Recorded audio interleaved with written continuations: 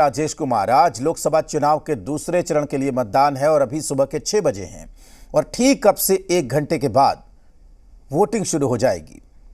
7 बजे से दूसरे चरण की 88 सीटों पर वोटिंग होगी, जिसमें बिहार की 5 सीटों पर भी मतदान होना है, जिसमें किशनगंज, कटिहार, पूर्णिया, भागलपुर और बांका की सीट शामिल है।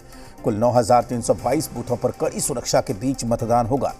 वहीं आपको बता दें कि 5 लोकसभा सीटों पर कुल 50 उम्मीदवार चुनावी मैदान में हैं, जिसमें 47 पुरुष और 3 महिला उम्मीदवार भी शामिल हैं। पूर्णिया में सबसे कम 7 उम्मीदवार मैदान में हैं, जबकि किशनगंज और भागलपुर में 12-12 उम्मीदवार चुनावी मैदान में हैं। इस चुनाव की जो सबसे हॉट सीट है वो है पूर्णिया। यहाँ मुकाबला दिलचस्प बना हुआ है। पूर्णिया में जेडीयू के संतोष कुशवाहा और आरजेडी की बीमा भारती के साथ ही निर्दलीय उम्मीदवार के तौर पर पप्पू यादव चुनावी मैदान में हैं, जिनके बीच कांटे की टक्कर है।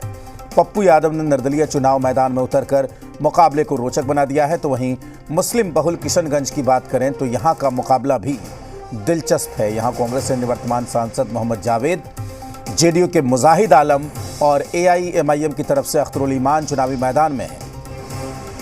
भागलपुर सीट की अगर बात करें तो यहां पर जेडीयू के अजय मंडल का सीधा मुकाबला कांग्रेस के अजीत शर्मा से है। शर्मा अजय मंडल को कड़ी टक्कर दे रहे हैं, लेकिन एनडीए भी यहां पीछे नहीं है। बांका सीट की अगर बात करें तो जेडीयू के गिरधारी यादव का मुकाबला यहां पर आरजेडी के नेता जयप्रकाश यादव से हो रहा है। कटिहार की सीट पर निवर्तमान सांसद जेडीयू के नेता दुलाल चंद गोस्वामी का मुकाबला कांग्रेस के बड़े नेता तारिक अनवर से हो रहा है। ये दोनों नेता यहां पर इस सीट पर, कटिहार की सीट पर आमने सामने हैं। तो 5 सीटों पर रोचक मुकाबला दिख रहा है। देश भर की 88 सीटों पर आज 7 बजे से वोट डाले जाने हैं।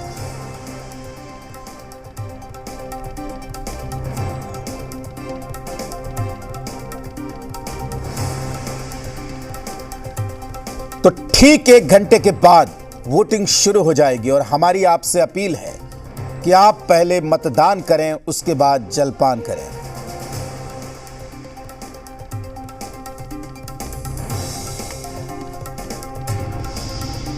दुनिया के सबसे बड़े लोकतंत्र का चुनाव अपने दूसरे चरण में पहुंच चुका है।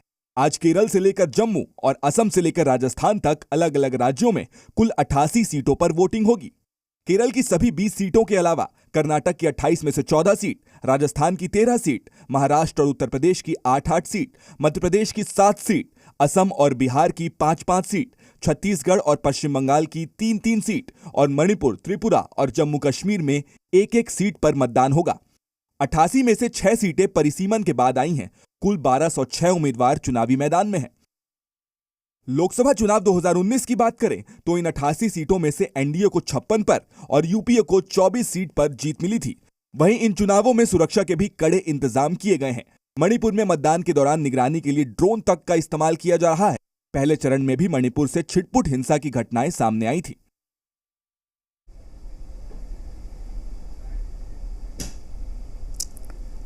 तो देश भर की 88 सीटों पर चुनाव है, जिसमें बिहार की 5 महत्वपूर्ण सीटें हैं, जिसमें भागलपुर, पूर्णिया, बांका, कटिहार और किशनगंज, ये 5 सीटें हैं। अगर आप बिहार के मानचित्र को देखेंगे तो एक के बाद एक ये 5 सीटें नजर आएंगी आपको। पिछली बार 4 सीटों पर चुनाव हुआ था, इस बार 5 सीटों पर चुनाव हो रहा है। तो मुकाबला यहाँ पर बेहद दिलचस्प होता जा रहा है और तमाम सीटों पर 2 सीट ऐसी है जो किशनगंज और पूर्णिया की, जहां पर त्रिकोणीय मुकाबला है। बाकी आमने सामने की टक्कर है। इस वक्त हमारे रेसिडेंट